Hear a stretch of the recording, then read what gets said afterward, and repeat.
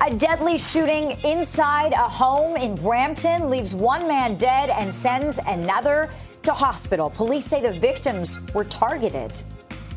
And we are showing you an image of a man suspected of a hate crime. Police say they are looking for him after they say he spat on an employee of a Tim Hortons in South Mississauga. We'll tell you what we know.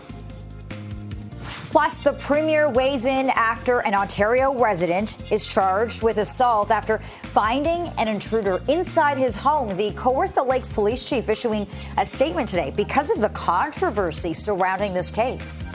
And Air Canada's planes are finally flying again, but how long will it take before all flights are resuming their normal operations? We're live at the airport speaking with passengers trying to get home or away. You're watching Live at 5.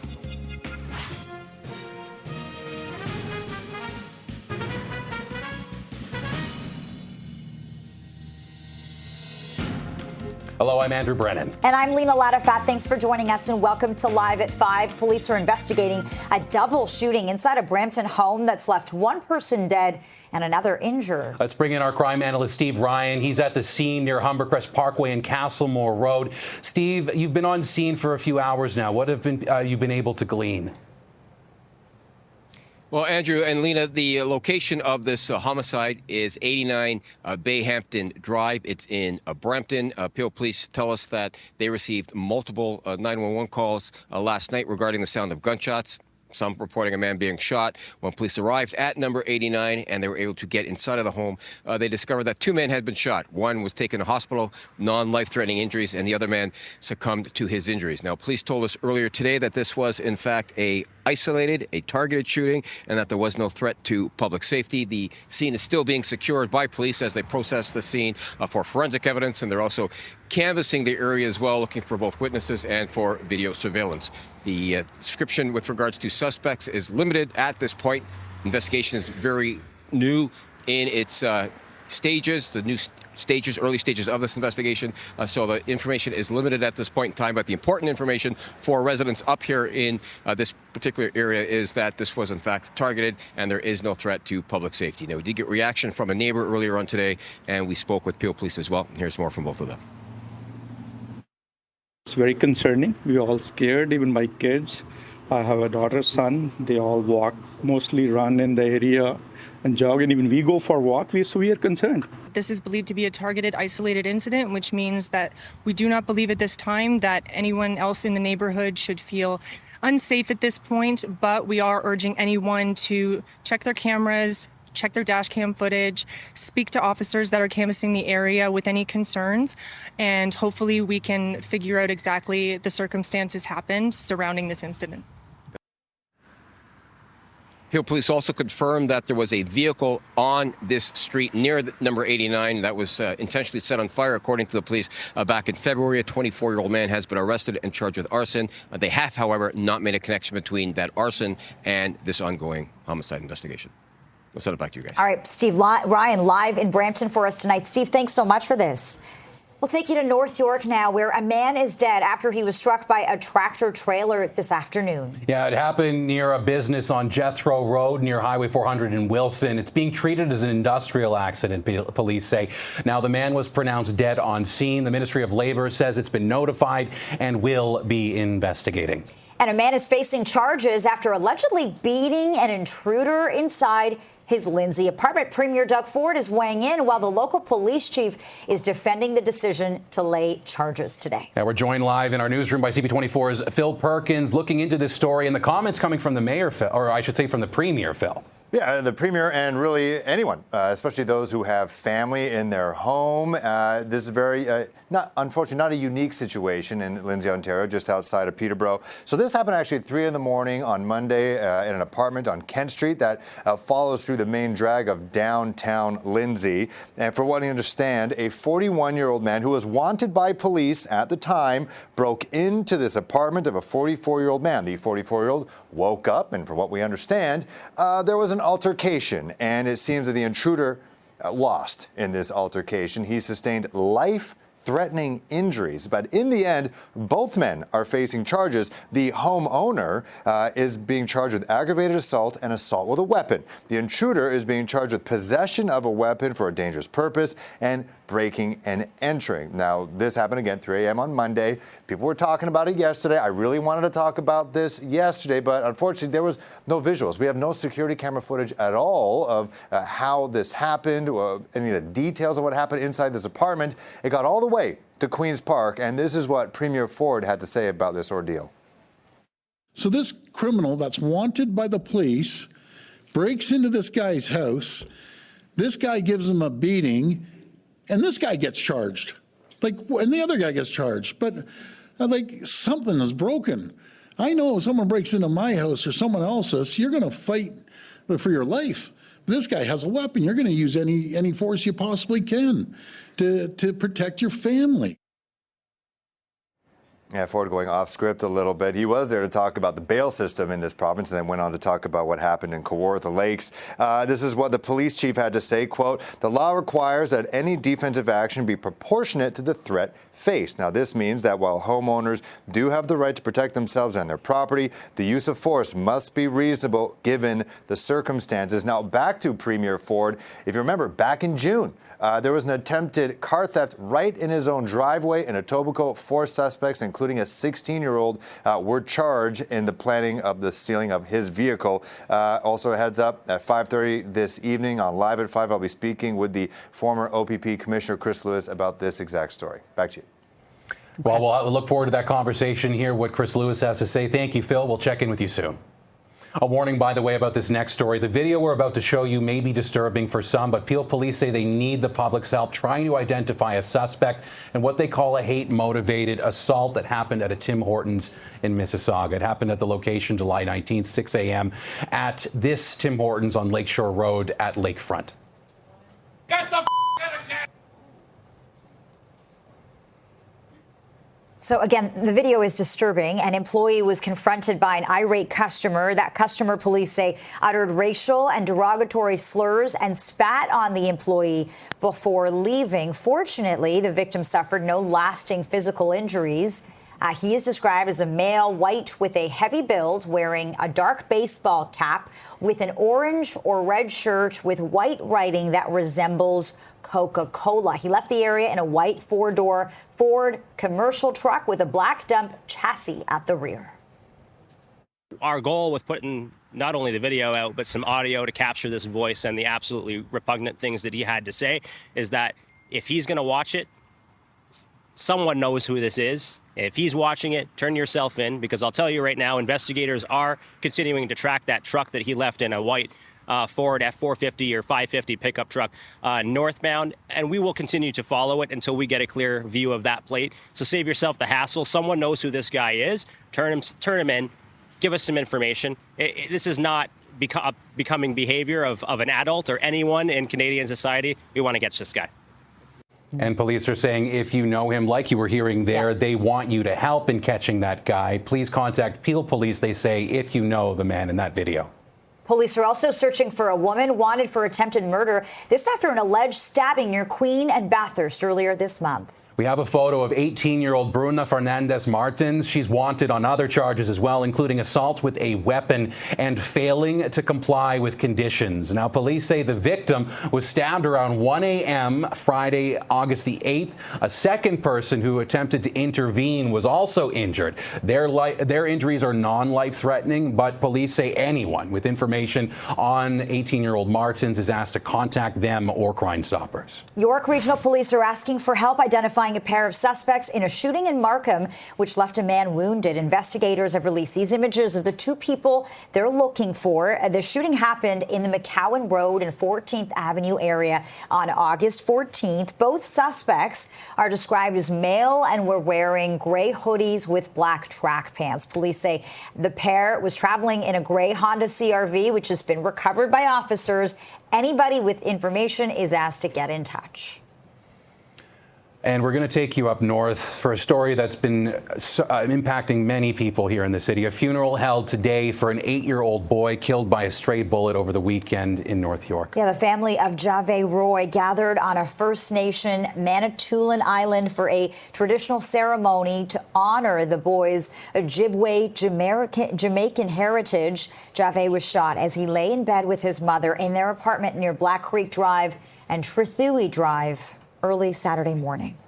And there will also be a vigil for Jave held outside of his apartment building tomorrow evening. A rally as well has been planned for the following day on Friday, an anti-gun rally. This is a Facebook post for that rally. It says, "We are asking Toronto to stand in solidarity with us and to join our rally on Friday, August 22nd at City Hall to stop gun violence. We demand justice for Jave," they say. "Please stand with us, speak out. Let's demand safety, justice, and accountability." And we spoke with the Black Creek Youth Initiative this afternoon. The executive director says the entire community needs to come together to support the Roy family. We plan to attend and show the support that family deserves. We at this time of flight mode and intense tragedy, it's very difficult to know exactly what the community or the family, how they want to go, how they're going through these motions. But I think that what is very important is for us as service providers to make sure that the community and the family know that we are here and that we're there when they need any kind of support. It's a tough time for the family. It's a tough time for everyone in the community, and it's a devastating news. Police say they continue to appeal for witnesses or any information in the murder of this young 18-year-old boy. No suspect information has been released as of now. And just a correction, he was 8 years old. It's 5:11, 20 degrees. This is Live at 5. Air Canada says 90% of domestic flights and more than 50% of international flights expected to be operating within the next day. But operations are going to take time to get back to normal. We'll take you to Pearson when we come back.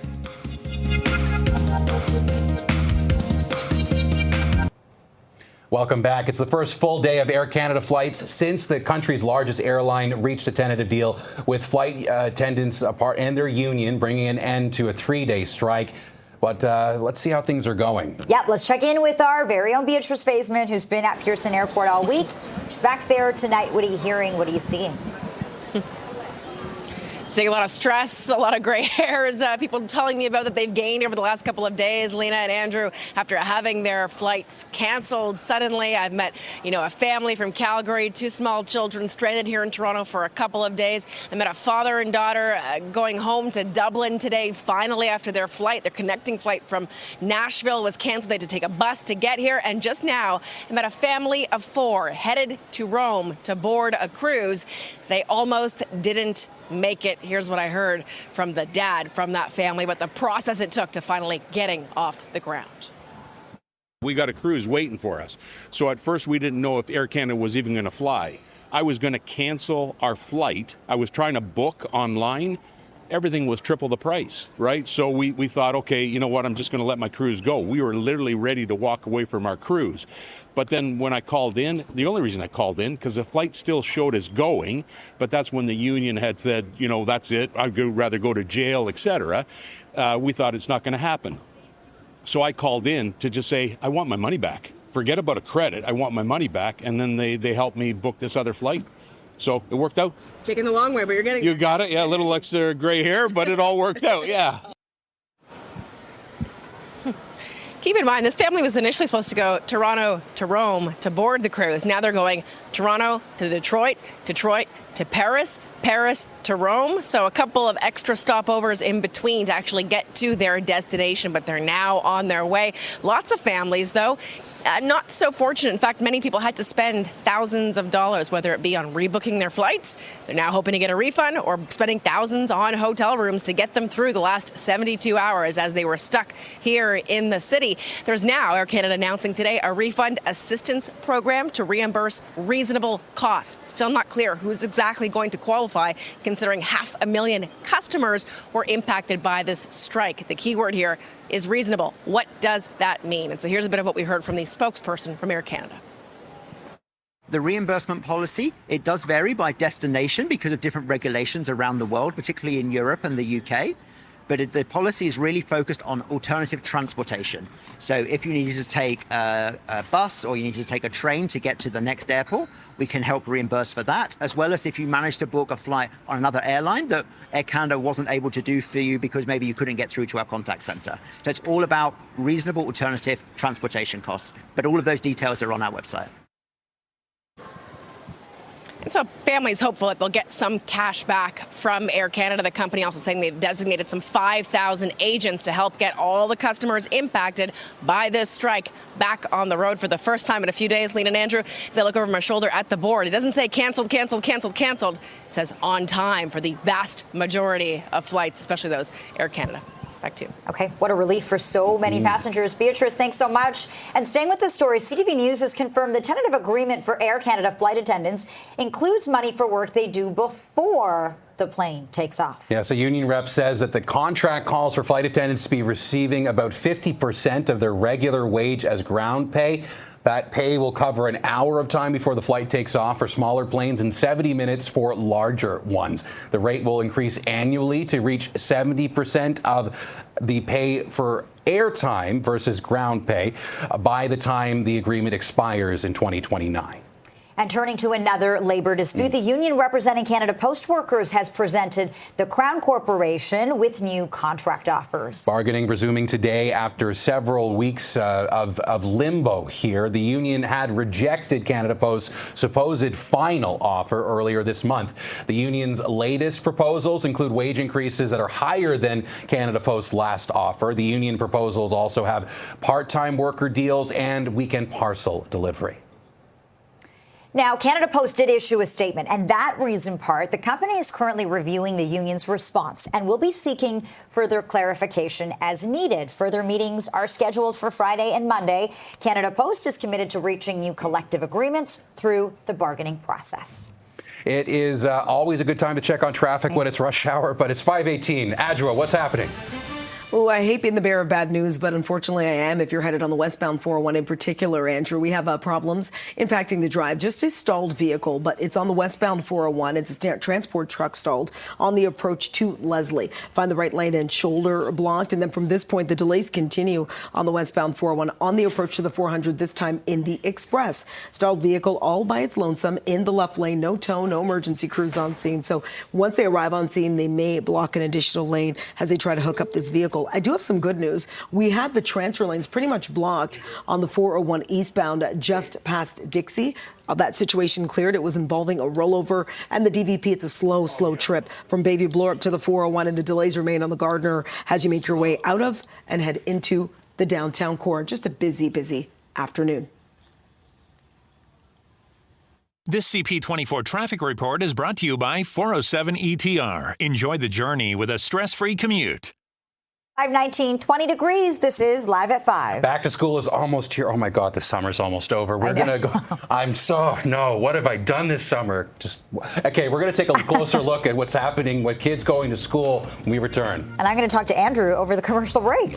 Welcome back. An arbitrator has ruled that a Toronto high school teacher who was fired for a Halloween costume that some deemed racist should be reinstated. In 2021, the Parkdale collegiate teacher wore black clothes and a black face mask and painted his face black as part of his scary zombie costumes. Several students, though, were upset about the blackface. The teacher was fired. The arbitrator noted that the teacher expressed remorse and took courses on anti-black racism, and in 2023 was restored to good standing by the Ontario College of Teachers. Now, he says he should get his job back and be compensated for lost wages.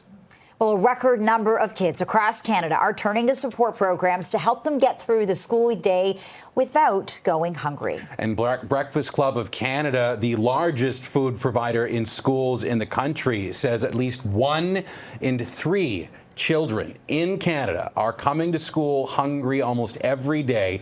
And in all, nearly 2.5 million kids live in food insecure households. Again, that's roughly a third of the children in Canada. As we continue to support programs, we continue to see greater needs, whether they be more students arriving at school looking for food, arriving hungry, or more schools struggling with the continued rising cost of food, and it's just a problem that continues to exist. We support nearly 5,000 programs across the country, but there are still thousands more that need additional support. The pandemic really isolated and highlighted the continued need to support students when they arrive at school. So many students are arriving at school hungry for whatever reason. It's not just poverty. So many students are on a bus early in the morning to get to school, or their parents are out of the house early, so they're not able to make a nutritious breakfast. And really, at the end of the day, we want to make sure that every student has access to a nutritious meal to start their day and be their best selves at school. Yeah, breakfast so important for all of these kids. Breakfast Club of Canada says it's launching a fundraiser now, and it's calling on Canadians to join the solidarity movement to feed children. 5:24 right now, 20 degrees outside, feeling like 26. We're watching. We are live at 5. It is still summer, but Austin Matthews is taking to the ice in Brampton tonight. We'll tell you why next.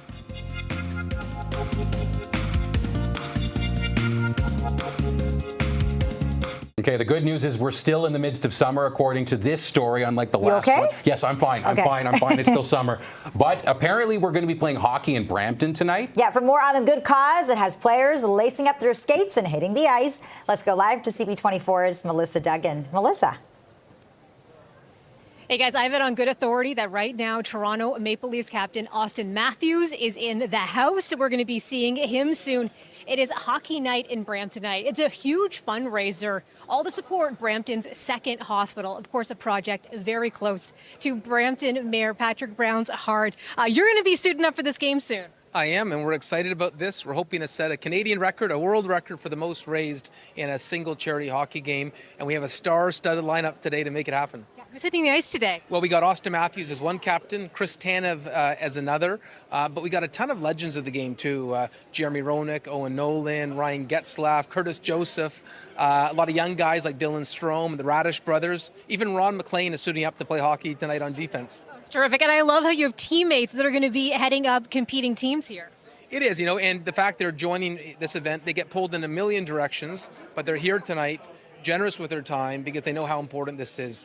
We got a $2.4 billion project to build our new hospital. Construction started, and as a community, we have to come up with 10% of the cost. So events like this make a world of a difference in making sure we've got great quality healthcare. Got some big hockey fans. I saw them waiting outside just to come into the building, pumped about being here. Last year, you raised $14 million. You're trying to beat that? We're trying to set a new record, always push the limits in terms of generosity and donations. And we've got an incredible community in Brampton that steps up for healthcare, but this game is a catalyst for some of those donations. Tell us a bit about the game. I know that it's a fun event too. Are you really playing to win though? Well, the funny thing is it starts out, everyone's having fun. Last year, Jeremy Roenick even danced after a goal, but the competitive instincts come back. So by the end of the game, these pros, they want to win, and it becomes fast-paced and exciting. So I expect it'll be the same this year. How do you talk someone like Austin Matthews into joining a game like this? Well, really, it's about explaining the cause. And Austin has a history with healthcare-related charities, big supporter of sick kids as well. And the fact that he said yes was, just wonderful for this event. In past years, we've had John Tavares and Mitch Marner, Max Domi. So to have Austin come, the captain of the team, just raises it up a notch. Impressive lineup you've got there. Okay, I know you got to suit up for the big game tonight. By the way, it is sold out. You could still donate, though. HockeyNightBrampton.ca is the website to check out. We know that the action on the ice is going to begin about 7 o'clock. There's going to be a warm-up before that, though. And there's a chance we'll be hearing from some of the hockey players in the next little while. We've got kind of a media area that's being set up over here. So we're going to bring you some of that action if we happen to see maybe Austin Matthews walk in sometime soon. For now, I'm going to toss things back to you guys. Oh, I like that you're manifesting that. Isn't that great? Thanks, Melissa. It's 5:29, 20 degrees. This is Live at 5. We're also live inside Pearson Airport throughout the evening. Air Canada has been trying to get operations back to normal after the chaos from the flight attendants strike. We're learning new details about the tentative agreement reached to end that strike. That's next here.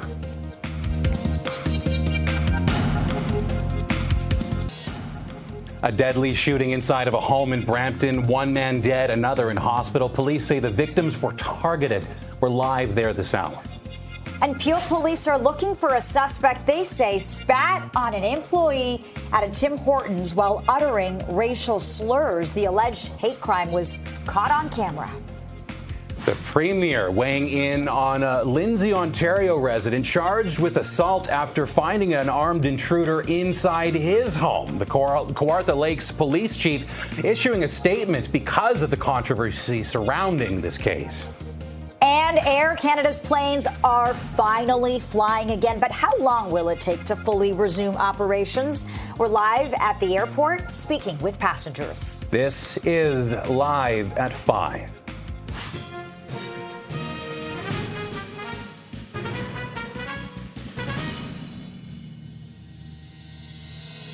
Good evening, and thanks so much for joining us. I'm Lena Ladefat. And I'm Andrew Brennan. Welcome to Live at 5. It's the first full day of Air Canada flights flying since the largest airline in our country reached a tentative deal with its union for flight attendants, bringing a chaotic 3-day-long strike to an end. For a check on how the return to service is going, let's go live to CP24's Beatrice Faisman at Pearson Airport. It's been quite the week. Where you are, Bea?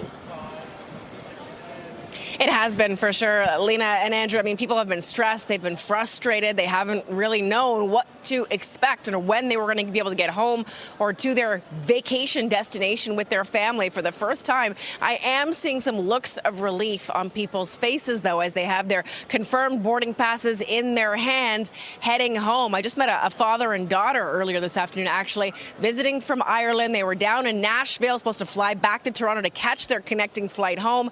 Well, guess what? That flight in Nashville, it got canceled, and they had to take a long journey on 4 wheels with multiple connecting buses to get here. Here's what I heard from Patty.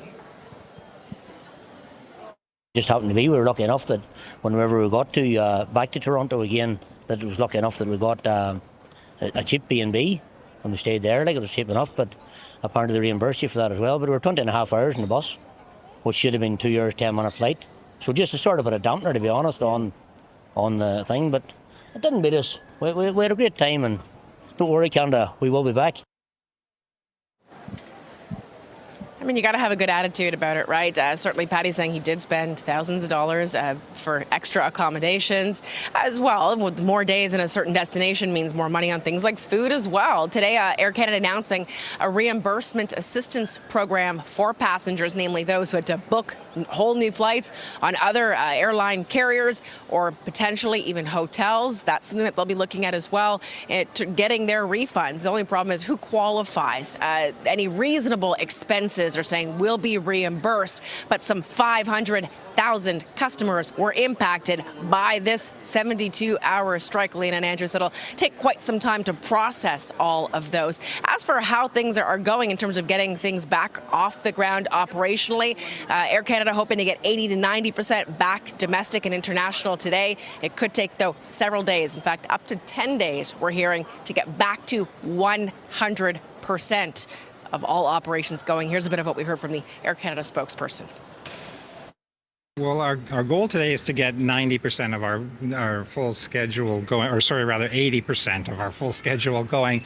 And that also includes the regional carriers, Jazz and PAL Airlines. So as far as the main line, which is the Air Canada and Air Canada Rouge that were affected by the disruption, we're at about 65%, and we're pretty pleased with that, because we're going from basically a standing position to a run very quickly, and we're going to keep our foot on the gas and try and get up to full operations as quickly as we can.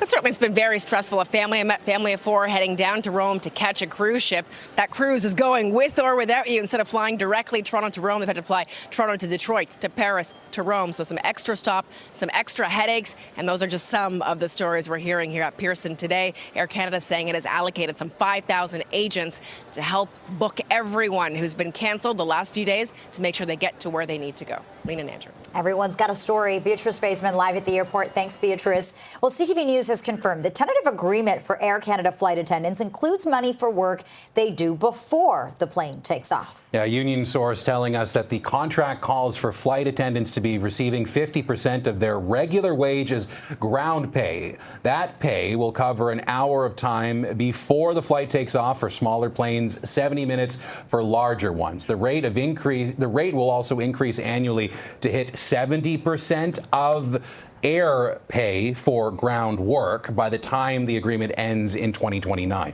The ratification vote for flight attendants begins next Sunday and will continue until September the 6th. 537, 20 degrees. Let's get a check on the drive home with our traffic specialist, Ajua and CAF. Wow, you're watching a couple of slowdowns tonight, Aj. Yeah, I am. There's a lot of slow spots on most of the major area highways, and you know what you are running into if your travels take you into Burlington.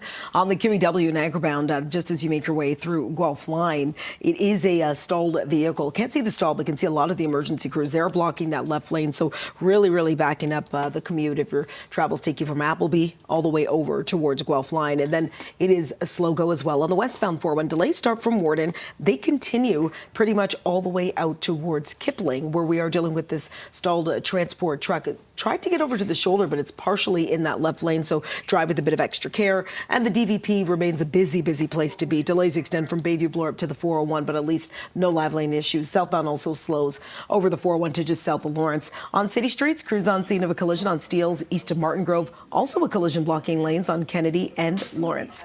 I'll send it back to you both. Thanks very much, Adwa. Welcome.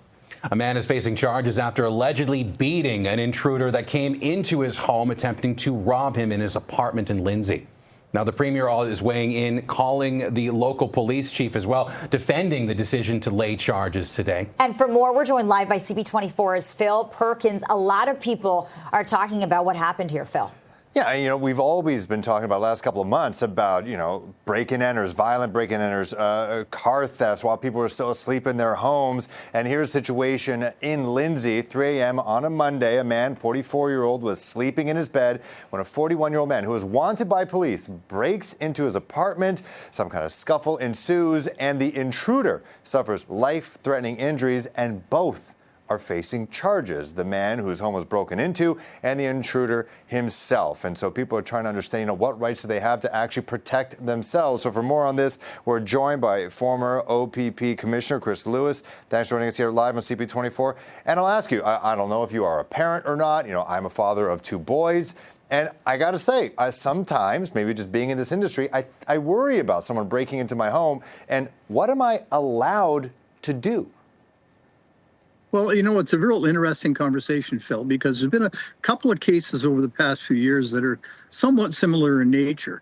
And in this case, my sense is, based on the press release put out by the chief of the Kawartha Lakes Police, is, without saying these exact words, because there's going to be a trial and they don't want to hurt the integrity of that, but was there too much force used by the individual that was protecting themselves?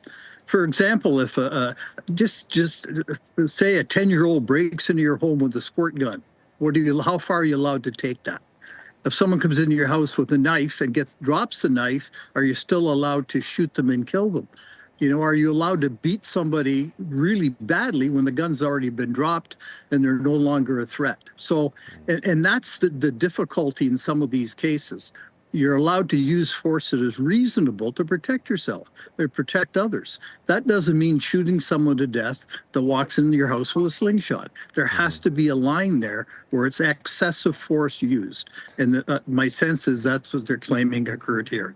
Right. Unfortunately, I don't think we have security footage inside the home itself. I guess we'll have to see, firstly, if the intruder survives. It is life-threatening injuries. We don't know. We're not going to hear their take, potentially. And so that's a lot of pressure to put on people to try to, in real time, and strangers in your home, you don't know if they're armed or not. How are regular folks, like maybe, a police officer off duty at home, they might be able to think quickly like that, but how are regular people supposed to decipher those checkpoints there before they act and try to protect their family? Well, for sure, and I get that. They're going to have to be able to explain later that the amount of force they used was justified to protect themselves. And once again, if people break in houses a lot, and that'd be a frightening thing for anyone to go through. But when you yell, hey, and they run out the door, are you allowed to keep shooting at them? That occurred with one store owner, that the individual was running away, chased him down the street and shot him in the back. So there's really clear lines one way and clear lines another. It's where in the middle it gets difficult for some, and even police officers at times, to make that judgment call. Is my life in danger? Do I need to use force that may take a life, versus if I say stop and they run away, is that it? Am I not in any danger anymore? And it could be a tough judgment call. In this case, real life-threatening industries. It'll be interesting to find out where was the weapon he was armed with when all that occurred. If it was gone or in control of the whole and excessive force like that, just it's not necessary. Yeah, all right. A former OPP Commissioner Chris Lewis is joining us to giving some clarity on this very much. Yeah. We do appreciate talking about this. Yeah, it's definitely a talker for a lot of people. All right, thank you very much. Thank Lena, you.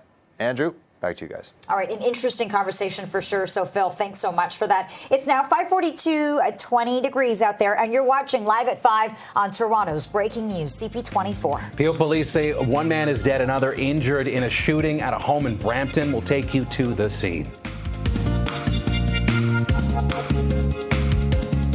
Welcome back. Police are investigating a double shooting inside of a Brampton home. It's left one person dead, another with injuries. Let's go live now to CP24's crime analyst Steve Ryan, who's at the scene near Humber Crest Parkway and Castlemore Road. And investigators believe the victims were targeted, Steve.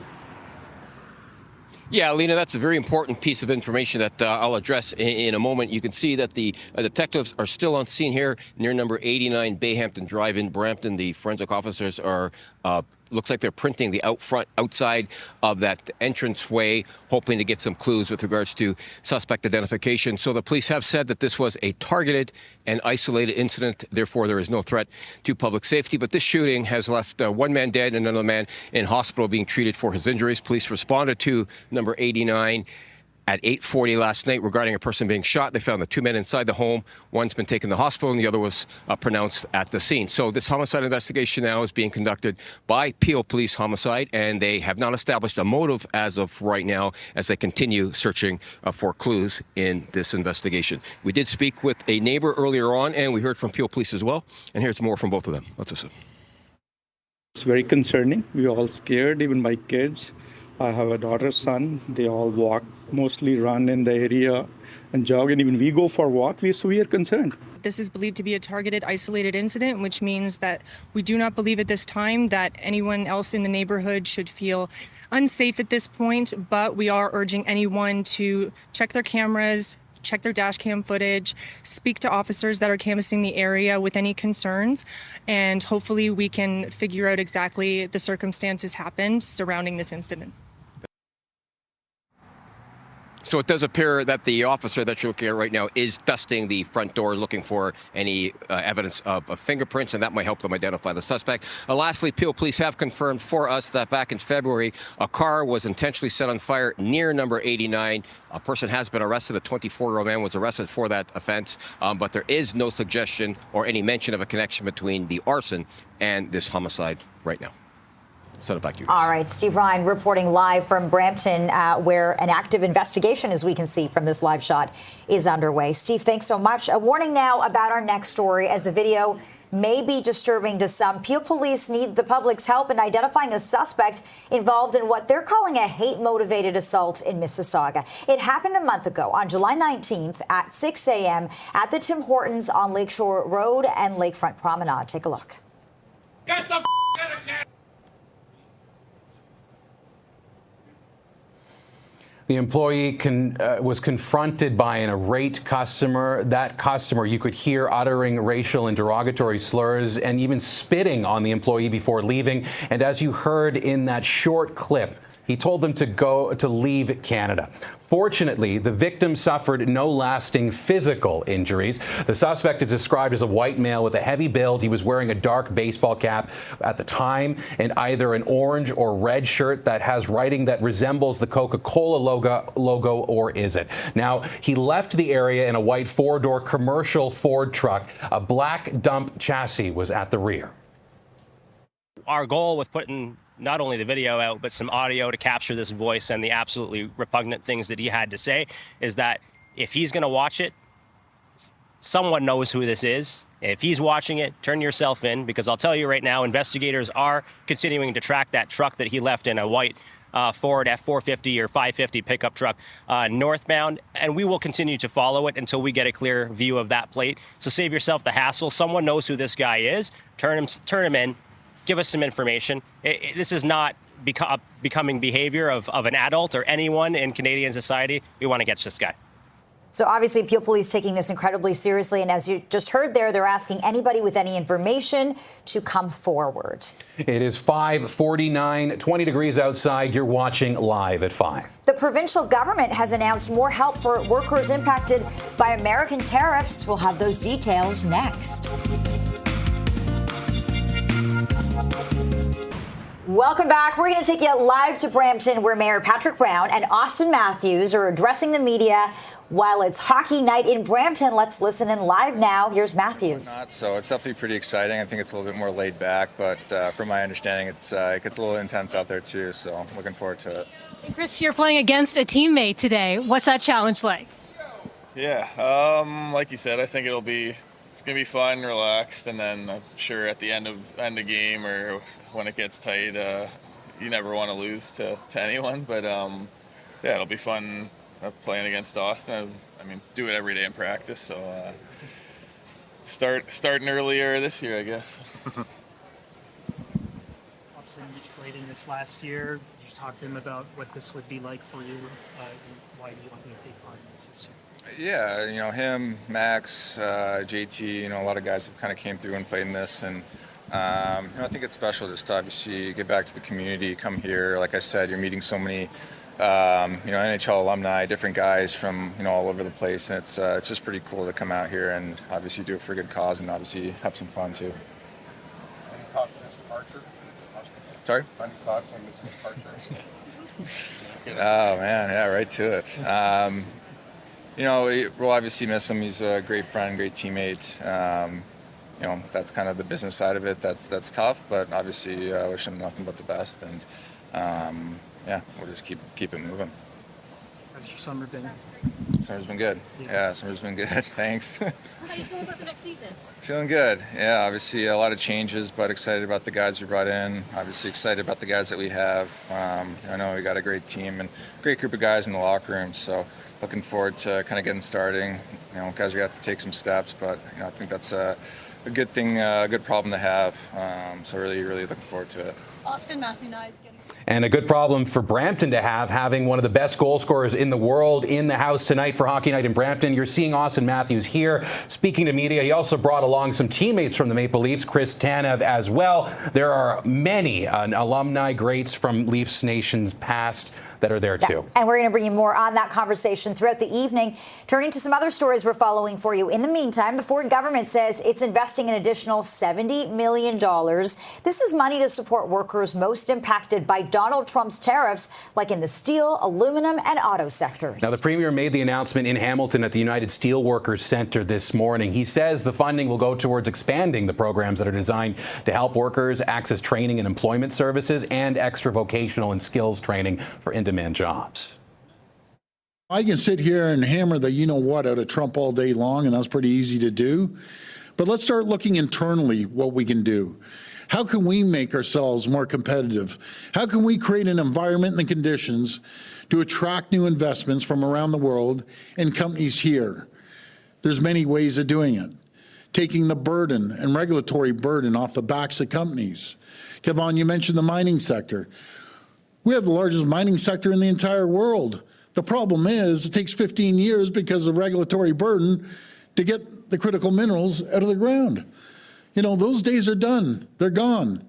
We're going to compete against the rest of the world.